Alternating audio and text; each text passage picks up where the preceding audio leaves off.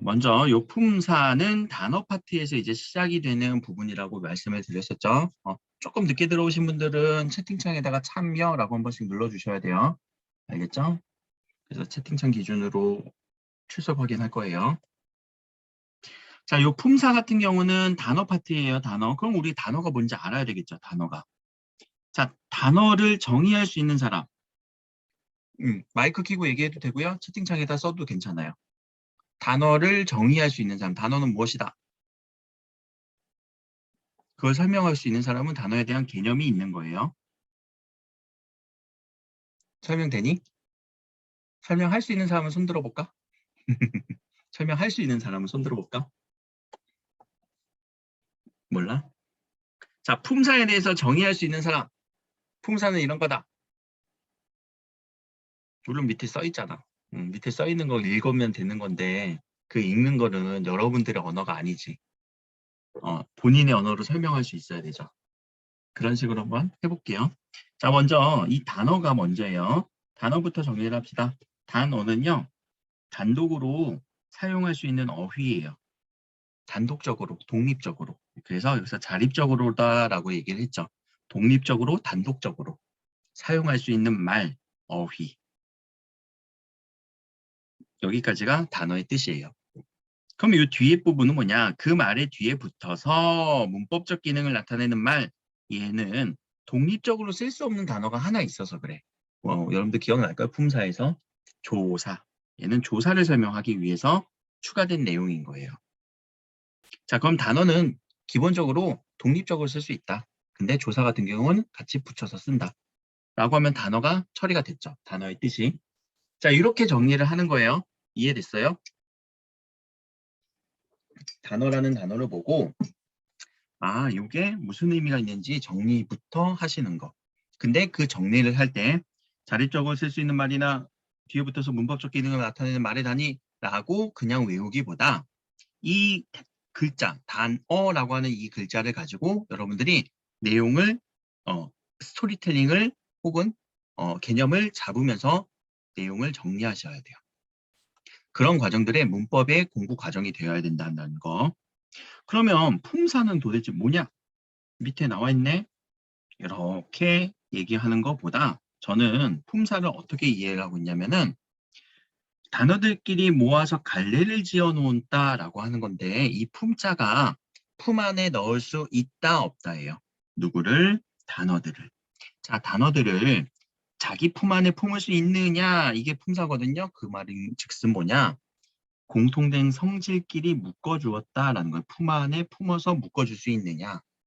여러분들 아무나 가서 이렇게 프리허그로 안으면 안 되죠. 그쵸? 공통된 성질이 있어야만 안을 수 있을 거예요. 가족은 가족끼리 혹은 뭐 친구는 친구끼리 이런 식으로 성질이 뭔가 비슷해야만 우리는 품 안에 넣을 수 있어요. 사라고 하는 이 단어는 어휘 개념으로 혹은 단어라고 생각을 하셔도 돼요. 그래서 우리가 품사라고 얘기할 때는 동사, 명사, 형용사, 사자로 끝나죠. 그래서 걔네들이 다 품사에 갈려 있는 거예요. 동사, 명사, 형용사. 오늘 이 설명 다 하는 게 아니라 기초적인 단어 개념어를 잡으라는 수업입니다.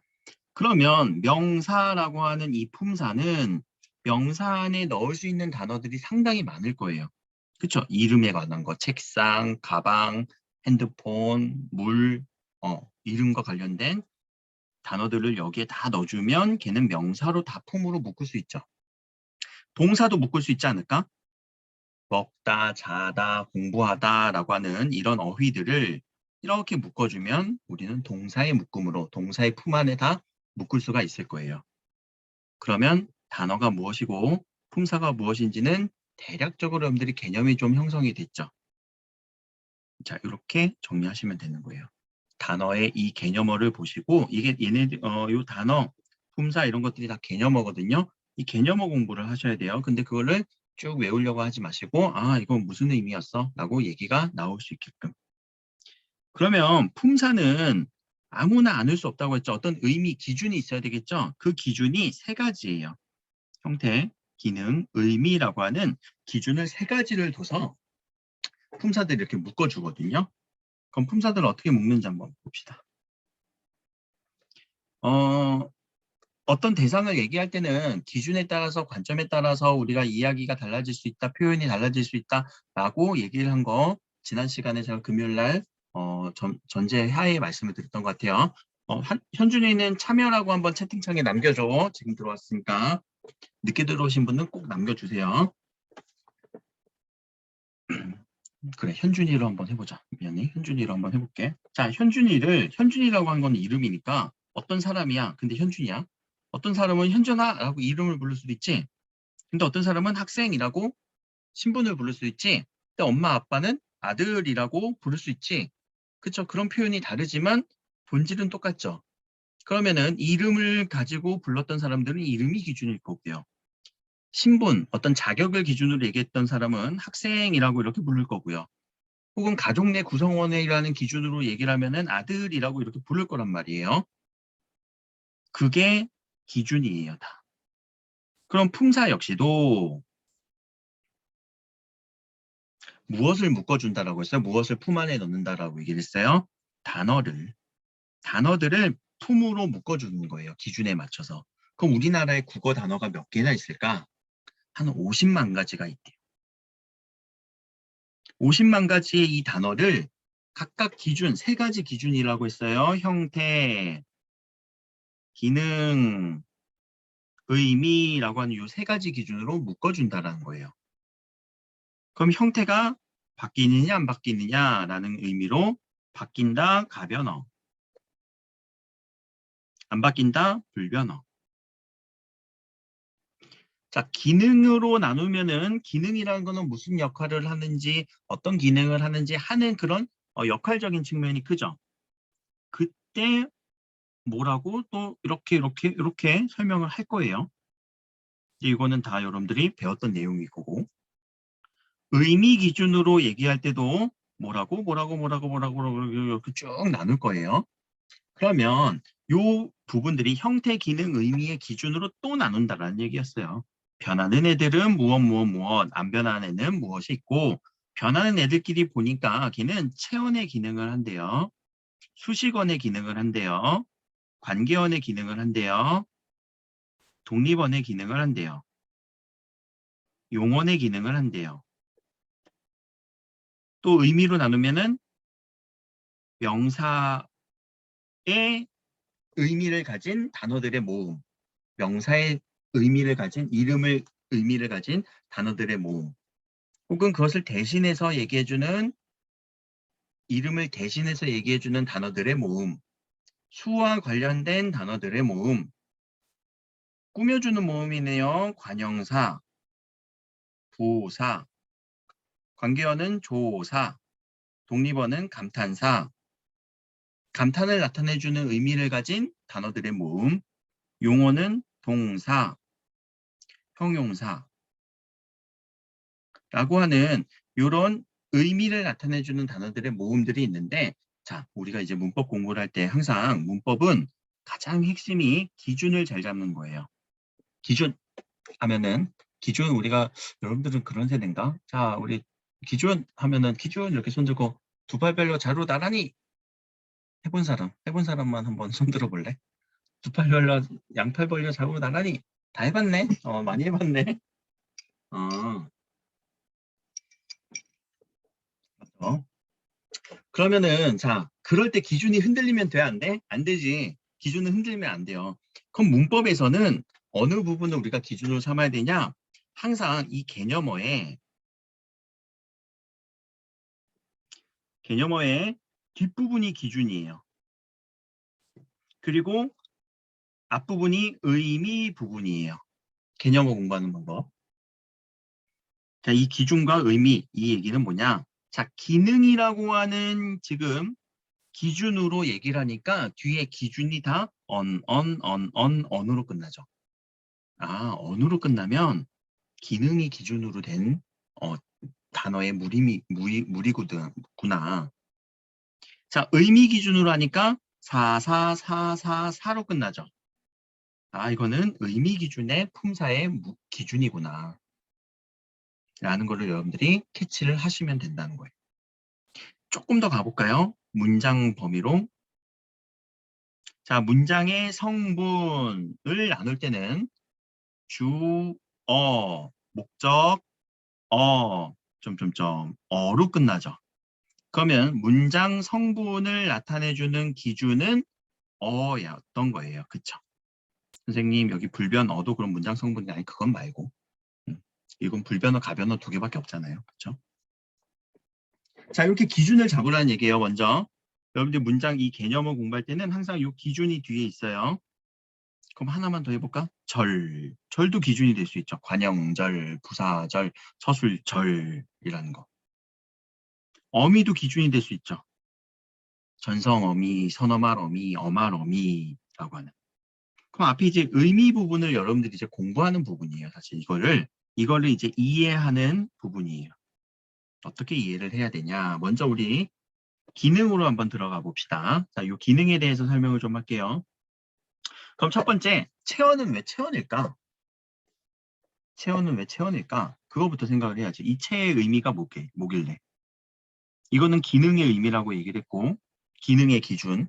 자, 이 체자가 몸체자거든요. 그럼 여러분들이 알고 있는 실제 체언에 대한 단어 두 가지만 아무거나 꺼내봅시다. 명사에 속하 있는 아무거나 단어. 뭐가 있을까? 채팅창 이용해서 선착순 두 개만 받을게. 명사에 속한 단어 두 개만 얘기해 주세요. 아무도 안 해? 재훈이 책, 또 이름. 맞아. 동화? 동화는 좀 이따 써볼게. 책과 이름. 이렇게 두 가지 체언을 우리는 문법을 한다라고 하는 이 의미가 문장에서 항상 생각해야 돼. 문장의 법칙. 이 문장 안에서 책 이름이 쓰인 문장을 하나 만들어 볼게요. 책에 이름이 써 있다. 라고 하는 문장을 만들었어요. 여기에 체언 누구라고요? 책, 이름. 얘네들을 지우니까 이 문장의 의미 파악이 쉽니? 어렵니? 어렵죠. 그쵸? 의미 파악 안 되죠. 이 써 있다? 써 있다라는 건 뭔지 알겠는데 이 써 있다라고 하는 건 의미 파악이 어렵죠. 그랬을 때 이 체언은 몸의 기능을 한다, 중요한 기능을 한다, 지지의 역할을 해준다. 책에 이름이 써 있다라고 하는 요 체언들이 있어야 문장의 전반적인 의미 파악이 쉽죠. 그렇죠? 근데 요 이름이라고 하는 조사를 하나 빼볼까? 책에 이름 써 있다? 괜찮네. 그렇죠? 책 이름 써 있다? 그래도 어느 정도 의미 파악이 되죠. 그러니까 이 체언이라고 하는 기능은요. 결국 문장을 지지해주는 몸처럼 아주 중요한 기능을 하는 그런 의미에서 체언이라고 얘기를 하는 거예요. 자, 여기까지 이해되셨죠? 자, 두 번째는 수식어는 한번 해봅시다. 이거는 모를 수가 없겠다. 자, 수식은 어떤 기능을 하는 거예요? 기능을 하고 있네요. 수식 꾸며주는 기능. 꾸며주는 기능을 하는 친구들인가 봐요. 누가? 관형사와 부사가. 그러네요. 자, 요 기능부터 다 설명하고 이제 의미 단위로 넘어갈게요. 관계어는요. 기능이네요. 어떤 기능? 관계를 나타내주는 기능이래요. 관계를 나타내준다. 무슨 관계? 문법적 관계. 문법적 관계를 나타내주는 기능을 하는 친구는 조사예요. 그럼 문법적 관계라는 건 무엇이냐? 조금 더 얘기를 하면 문장 성분 결정을 시켜줘요.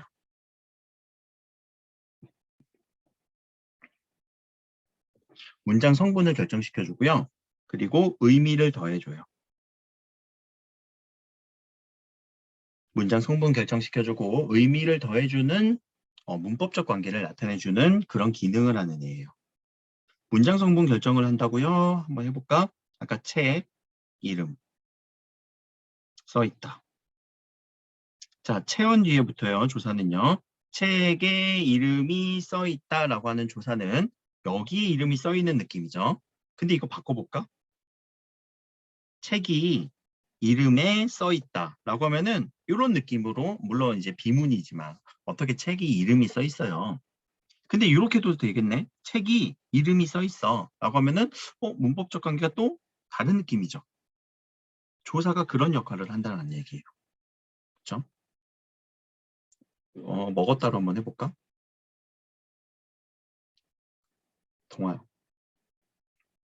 동화책이 어, 나는 동화책을 먹었다. 선생님 읽어야 되는데요. 먹었다로 합시다. 내가라고 하자. 내가 동화책을 먹어버린 거죠. 근데 여기서 조사를 바꾸면 어떻게 돼요? 동화책이 나를 먹었다. 얘가 나를 먹어버리는 관계가 뒤바뀌어 버리죠. 이런 관계를 나타내 주는 거를 관계언 그 기능이라고 얘기를 하는 거예요. 문장 성분이 바뀐다라는 거. 의미 파악되죠? 자, 하나 더. 독립어는 간단하게 처리합시다. 독립적인 기능을 한다라고 하고요. 자, 용언. 어떤 기능이냐? 얘는 이 용의 기능을 하는데 이 용은요. 활용하는 기능이에요. 활용이다라는 거는 이 용언에서 나오는 용언의 구조를 아셔야 되고요. 이 용언의 구조까지 오늘 아마 설명하기는 조금 힘들지 않을까 싶은데 될 수 있는 대로 빨리 해볼게요. 활용하는 기능은 변화한다라는 의미예요. 이 활용은요. 우리 문법적 활용은요. 문법적으로 얘네들이 변화하면서 뭔가 쓰이는 느낌이 있는 거예요. 변화하면서 쓰여요. 그거를 활용의 기능이라고 얘기를 하는 거예요. 자, 그러면 이 5가지 기능, 기준은 언으로 끝나고요. 그 어떤 기능을 나타내 주는지 체언, 관계언, 용언이라고 하는 이 부분들은 의미를 좀 정리하셔야 되겠죠. 아, 중요한 기능이구나. 관계어는 문법적 관계를 나타내 주는구나. 활용은 활용하면서 뭔가 바뀌면서 쓰이는 거구나. 활용을 잠깐만 예시만 들어볼게요. 지금 먼저 우린 먹다를 먹다로만 안 쓰죠. 먹었다라고도 바꿔 쓸 수 있고 먹고 자 먹자 먹니 라고도 바꿔 쓸 수 있죠. 이 부분을 활용하는 부분이라고 얘기를 하는 거예요. 여기가 활용, 여기는 활용되지 않네요. 그렇죠? 그래서 이렇게 바꿔 쓸 수 있는 부분을 활용한다라고 표현을 하는 거죠. 그래서 활용하는 그런 단어들이 있대요. 동사, 형용사. 다른 애들은 활용이 되나? 활용 안 되죠. 바꿔 쓸 수 없죠. 아까 책은 그대로 책으로만 써야 되잖아요. 그렇죠? 자, 여기까지 앞부분은 의미 기준이고 뒤에는 기준이라고 얘기했어요. 의미 부분과 기준 부분, 개념을부터 정확하게 정리하시는 게 이게 기본 문법이에요. 품사는 뭐고 이렇게 공부하는 게 아니라 이름 공부 어떻게 할 것이냐. 그 중에서 가장 문법에서 제가 이제 뭐 얘기할 때 중요하다라고 얘기할 때는 이 부분, 조사 부분 상당히 중요하고요. 용언 부분 상당히 중요해요. 다른 부분들보다 얘네들이 되게 중요해요. 그리고 나중에 가면 좀 이제 부사에서 부사어까지. 왜냐면 우리 국어가 갖고 있는 특징이거든. 여러분들이 영어는 잘하는데 또 국어가 안 되시는 분들이 우리 국어의 특징이 여기서 다 밝혀지는 건데 영어식으로만 문법적 지식이 쌓이다 보니까 분명히 뭔가 영어는 쉬운데 왜 이렇게 국어는 어렵지? 요 조사와 용언을 정확하게 처리를 못 하셔서 그래요. 그래서 다른 부분들보다 기본 문법에서는 이 조사 그리고 용언 부분 그리고 문장 성분까지 그 부분까지를 좀 말씀을 드리려고 하는 거고요. 자, 지금은 이제 기능 부분에 대해서 설명을 했죠. 기능 부분에 대해서. 자, 여기까지 잠깐만 이제 반응을 한번 체크해 봅시다. 자, 제가 무슨 설명하는지 이해되신 분만 손 들어 보세요. 어떤 식으로 문법 공부하라는지 저 선생님이 지금 저렇게 얘기를 하는구나. 어떤 개념으로 공부할 때도 명확하게 기준이라던가 의미 파악하면서 정확하게 개념 형성할 것. 오케이. 절반 이상은 지금 되는 거고 절반은 뭐 지금 뭐 손들기가 좀 그렇다라고 칩시다. 다 이해됐죠? 자, 이제는 이 의미 기준, 이 부분을 가지고 어휘, 이 개념을 설명을 좀 할게요. 질문 있으면 언제든지 채팅창 이용해서 설명해도 괜찮아요. 혹은 마이크 그냥 바로 켜고 설명해도 괜찮아요. 자, 이 의미 부분을 제가 이제 개념어를 설명을 해봅시다. 명사는 그냥 이름을 나타내주는 의미다. 그쵸? 기준은 의미를 나타내주는 기준이고 명사니까 이름을 나타내주는 단어구나. 대명사는 이름을 대신해서 나타내준다라는 거죠. 이름을 대신해서 나타내준다. 수사는요, 숫자와 관련된 의미를 지닌 의미를 지닌 숫자와 관련된 의미를 지닌 품사구나 라고 얘기를 하면 되겠죠. 감탄사도 감탄과 나타나는 감탄의 형을 나타내는 품사구나. 동사는 움직임이죠. 움직임에 의미가 있는 단어들의 무리구나. 형용사는요, 이 형용을 어떻게 처리할 것인가가 중요한데, 누가 한번 얘기해 볼래? 영어에서 이거 어떻게 처리해요? 영어에서 형용사, 분명히 형용사가 영어에도 있거든? 영어에서 우리 형용사를 뭐라고 얘기하니? 지환 선생님이랑 뭐 미령 선생님이나 뭐 정식 선생님, 똑같이 형용사라 그러지 않아요? 그러니까 형용사의 의미, 아, 형용사 무엇을 음, 명사 수식해주고 어, 보어로 쓸 수 있고 음, 또 혹시 상태나 성질이라고 설명하신 분이 계셔? 그냥 보통 명사 수식이라고 설명해 주세요. 그치. 우리 문법책 보면 영어 문법책 보면 다 명사수식이라고 나오잖아요. 저 대부분의 책들이. 요거는 내가 조금 지적을 할게요. 이거는 영어식으로만 해석하면 그렇게 돼요. 영어식으로만 해석을 하면 명사를 수식하는 것처럼 보이는데 그건 여러분들이 지금 빨리 개념 조정하셔야 돼요. 어떻게 조정을 해야 되냐? 자, 알고 있는 형용사 가장 쉬운 거 나를 고려해서 나 영어 잘 못하니까 국어 선생님이야. 나를 고려해서 영어 알고 있는 가장 쉬운 형용사 하나만 얘기해 볼까? 스펠링으로 그냥 테스트. 스펠링 써줘 네. 채팅창에다. 나 스펠링 잘 몰라. 헝그리? 헝그리? 알았어. 자, 헝그리가 어떻게 해석되니? 헝그리가 배고픈. 배고픈. 배고픈으로 해석돼? 그래서 뒤에다가 보이를 꾸며줄 수 있니? 이렇게? 네. 그러면 이렇게 보니까 선생님 이거 명사니까 헝그리는 명사 꾸며주고 있네요 라고 보이잖아. 근데 잠깐만, 품사는 우리가 바뀌어요 안 바뀌어요? 기본적으로 품사는 변화가 있을까 없을까? 없어. 품사 변화 일어나지 않아요. 한번 기준을 정했잖아. 우리 이렇게 묶기로 형태, 기능, 의미로 품사를 묶어주기로 했잖아. 그 묶어주는 기준이 바뀌면 안 되겠지. 그쵸? 아니면 다른 품사 체계를 다른 나라 가서 쓰던가. 우리나라에서는 적어도 이 품사 체계로 쓰기로 묶어준 거예요. 그런데 이 헝그리가 I am hungry라고 영어에서 쓰이면 I'm hungry. 자, 이거 문법적으로 맞니? 틀리니? 맞아요. 맞지? 그럼 얘는 지금 명사 수식하고 있니? 아니요. 아니지. 그럼 야 명사 수식이라며 내가 잘못 이해했나 영어를? 자, 여기서 여러분들이 개념 조정하시라는 거야. 국어와 함께 비교 언어학처럼 해서. 보어로 쓰일 수 있다. 이거 보어 자리에 쓰였잖아요. 그러면 하나 볼게요. 명사를 수식해주고 보어로 쓰이니까 자, 우리 개념어 공부할 때 이 뒷부분의 기준이 같아요? 달라요? 다르지. 뭔가 지금 이상하다라는 느낌 받으셨어요, 혹시? 네. 그러면 자, 배고픈이라고 하는 이 단어는 뭔가 기본형이 있는 느낌인 것 같은데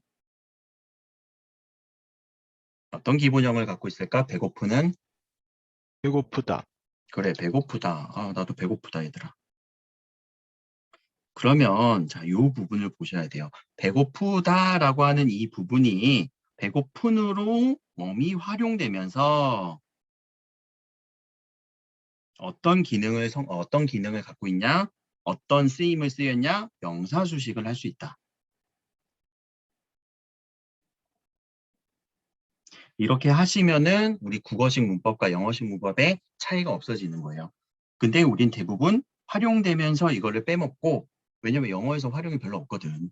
근데 우리 국어는 활용이 많이 되거든. 그 차이를 조정을 하시라는 얘기예요. 활용되면서 명사를 수식할 수 있다라는 거. 자, 배고픈가 배고프다의 차이 별거 없죠? 그쵸? 근데 I am hungry랑 hungry boy도 여러분들은 지금 품사가 달라진 것처럼 느꼈지만 아니야, 얘네들은 둘 다 형용사야. 그러면 형용사는 명사를 수식해준다는 건 기능이잖아, 얘들아. 꾸면 어떤 활용, 어떤 역할을 하냐? 명사 수식하는 역할이에요. 얘의 의미를 우리는 얘기를 해보라고 했어. 어떤 의미가 있는 애들을 형용사라고 하느냐? 상태나 성질의 의미가 있으면 돼요. 상태와 성질의 의미가 잡히면 그거는 형용사예요. 자, 배고프다 상태지. 나 배고픈 상태야. 헝그리야. 헝그리해. 배고픈 상태야. 라고 얘기를 하죠. 명사를 수식했다. 명사를 수식하는 의미가 아니지. 명사를 수식하는 기능과 역할을 하는 거죠. 용언의 역할을 하는 거예요. 명사를 수식한다라는 의미는요. 자, 여기까지 이해되신 분 혹시 개념 조정 손 한번 들어봐봐요. 이거 여기서 잠깐 놓치면은 헷갈려. 자, 그래서 형용사는 앞으로 어떻게 하라고요? 형용사는 앞으로 상태와 성질을 나타내준다. 그럼 영어에서 형용사들은 다 상태, 성질을 나타내줄걸?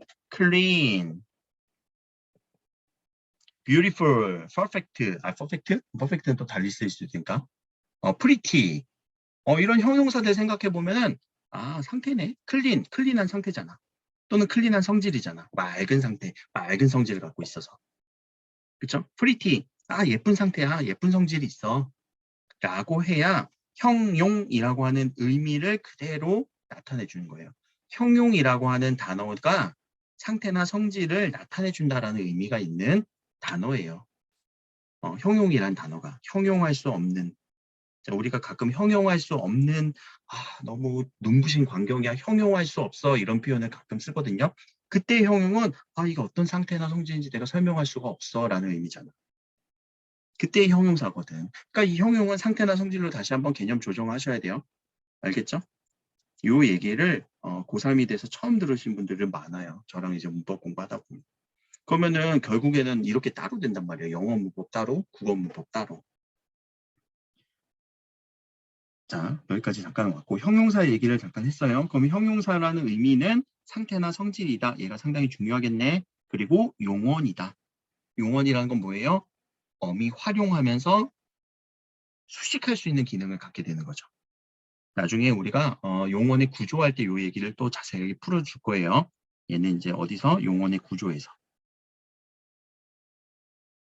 용언의 구조에서 얘가 왜 명사를 수식할 수 있는 그런 기능을 할 수 있는지를 얘기해 줄게요. 자, 조사부터 또 얘기합시다. 이 조사라는 단어가, 미안해. 조사는 좀 이따가. 관형사와 부사, 수식어를 한번 처리해 볼게요. 자, 관형사, 부사, 기준은 의미 기준으로 이제 묶인 품사들이죠. 단어들이죠. 그럼 이 부분이 의미인데 이 관형의 의미는 뭐고 부의 의미는 뭘까? 이 관형이라고 하는 의미는요. 관형은 언제 우리가 이 단어의 어원을 밝혔을 때 그 쭉 따라가다 보니까 어디서 만들어진다면은 조선시대 만들어졌어요. 조선시대. 실제로 1800 몇 년도 자료까지는 제가 찾아봤거든. 그때도 관형사라고 얘기를 썼어요. 문법학자들이. 그 개화기 정도 돼갖고. 그럼 이 관형의 의미는 이 관자가 갓을 쓴다라는 의미예요. 머리에 갓을 쓴다. 우리가 양반들이 쓰는 그 상투를 가리려고 하는 그 갓을 한번, 양반갓을 한번 써볼게요. 이거는 이해를 돕고자 제가 만들어낸 예시예요. 자, 이렇게 갓을 쓰니까 이 사람 이런 모습이 그려지겠죠. 갓이라는 의미의 관자거든요. 갓관자. 그러면 갓을 벗어볼까? 이 갓을 벗으면 이 사람은 머리에 뭐가 남을까? 조선시대라고 했어. 상투만 남겠지. 그치? 자, 그럼 반대로 갓을 씌워주니까 어떤 느낌이 들어? 있어빌리티하지. 뭔가 느낌이 되게 있어 보이지. 멋있어 보이지. 멋있어 보이고 뭔가 있어 보이고 양반처럼 보이고 수식해주는 느낌이 들죠. 뭔가 꾸며주는 느낌이 들죠. 그래서 이 사람은 누구다? 체언이에요. 체언을 꾸며줄 때 우리는 관형이라는 단어를 써요. 이 체언에다가 갓을 씌워주는 거예요. 관형은. 체언에다 갓을 씌워주는 거. 그래서 관형을 이제 앞으로 어떻게 처리하셔도 되냐면은 체언 수식이라고 그냥 치환시켜서 생각하셔도 돼요. 체언 수식, 체언 수식. 자, 그러면 체언 수식해주는 단어 품사니까 관형사. 자, 우리 관형 시리즈 한번 다 얘기해 볼까? 관형어는 체언을 수식해주는 의미를 가진 기준은 문장 성분. 관형절은 체언을 수식해주는 문장과 주어와 서술의 관계에 나타나지만 종결되지 않는 절. 자, 이렇게 이해할 수 있겠어요? 관형이라는 단어의 뜻을 가지고 앞에 의미 부분, 체언을 수식해준다 의미, 뒤에 기준에 따라서 관형사, 관형어, 관형절. 이렇게 가는 거예요. 자, 그러면 관형이라는 뜻은 체언 수식한다 그냥 아예 치환시켜 버려요. 너무 이거 조선시대 단어니까 굳이 각관자 이런 생각할 필요 없어요. 그 다음에 이제 부사로 갑시다. 이 부자의 의미는 무슨 의미일까? 이 부는요, 요런 부자거든요. 한번 의미 추론 한번 해봅시다. 부사장, 부회장, 부반장, 부단임, 부단임은 요새 있나? 부단임제도 하죠, 학교에서. 자, 요때의 부의 느낌 설명할 수 있는 사람 마이크 켜고 바로 한번 얘기해 볼래요? 이 부의 느낌.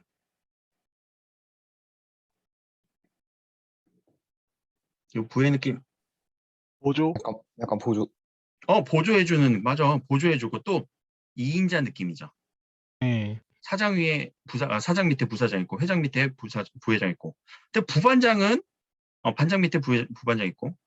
그래서 이 2인자의 역할인데, 2인자의 역할의 특징이 뭐냐면은, 하는 일이 많아요. 선생님, 저희 반 부반장은 하는 일 별로 없는데요. 온 거는 그게 이상한 거고. 일반적으로 부자가 붙은 사람들이 하는 일이 사장보다 더 많아요. 사장은 나 사장이야 라고만 얘기하면 되는 거고, 뒤에서 어이 부사장 가서 일 좀 해. 그러면 부사장이 다 처리해야지 일을. 부회장도 마찬가지지. 회장은 얼굴 마담이고 부회장이 실무를 다 담당하는 사람이에요. 이 부의 느낌은 하는 일 많다라고 해석하면 돼요. 하는 일 많다. 그리고 2인자다. 2인자니까 하는 일 많은 거예요. 그러면 1인자는 누굴까? 여기서 1인자는. 수식언의 1인자는 누굴까? 둘 중에 하나네. 둘밖에 없잖아. 수식언의 1인자는 오케이, 관형사가 1인자예요. 자, 그런 의미에서 관형사는 누구를 수식해줘요? 체험만 수식해줘요. 1인자니까 하는 일이 별로 없어요. 근데 2인자니까 부사는 체언도 수식해줄 수 있고요. 용언도 수식해주고요. 수식언도 수식해주고요. 또 뭘 수식해주지? 나도 다 까먹었다.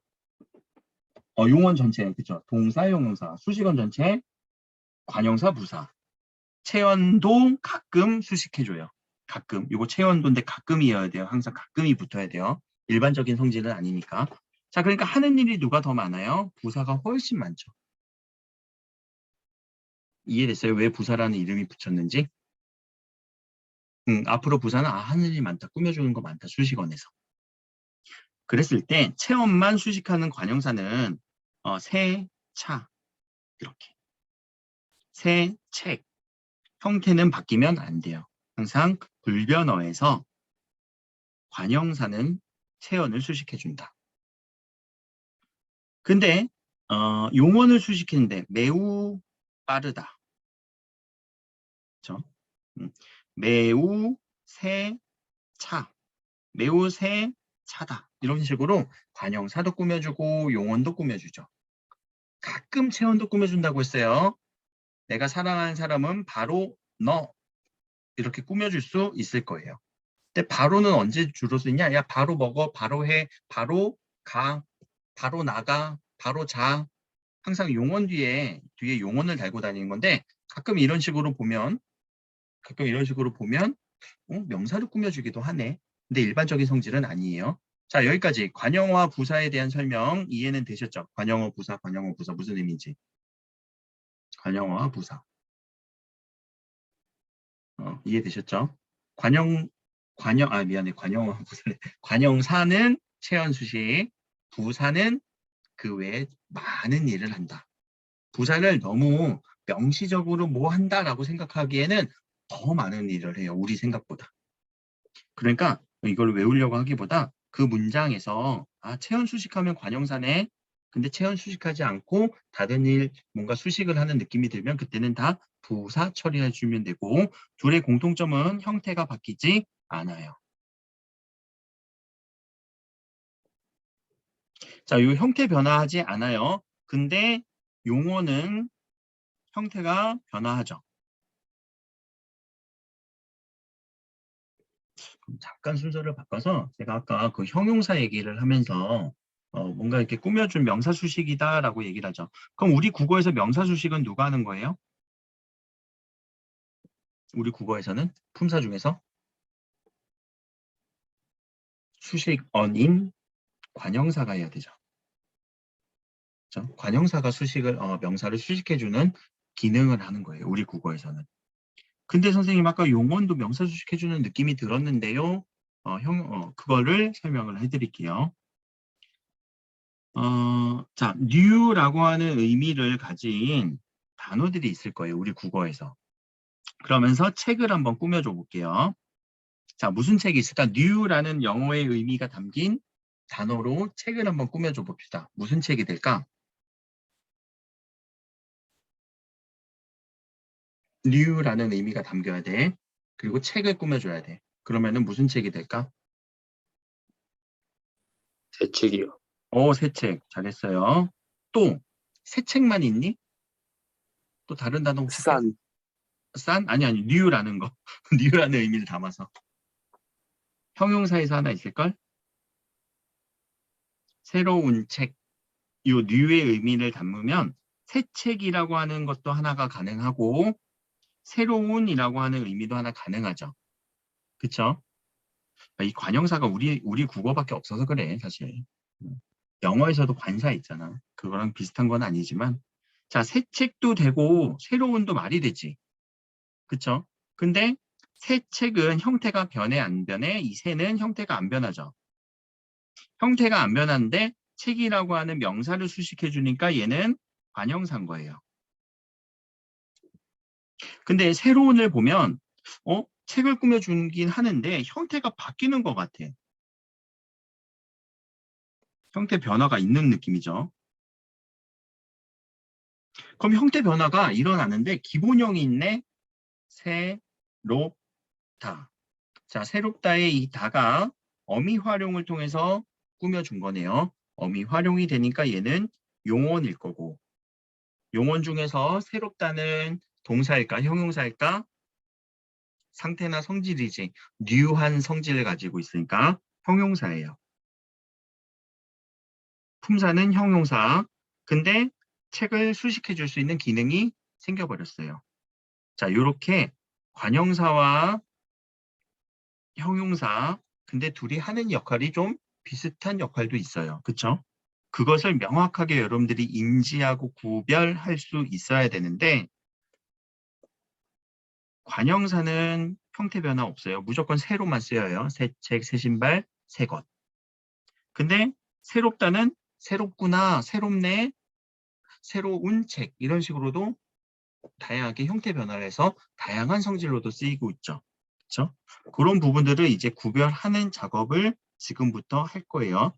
자, 여기까지 잠깐 쉬었다가 지금 47분인데 52분에 5분 뒤에 저 물 한 잔만 먹고 화장실 좀 갔다가 5분 뒤에 시작할게요. 5시 52분에 시작할게요. 알겠죠? 그러니까 여러분들 다시 리프레시 하시고 52분에 다시 자리에 착석해 주세요.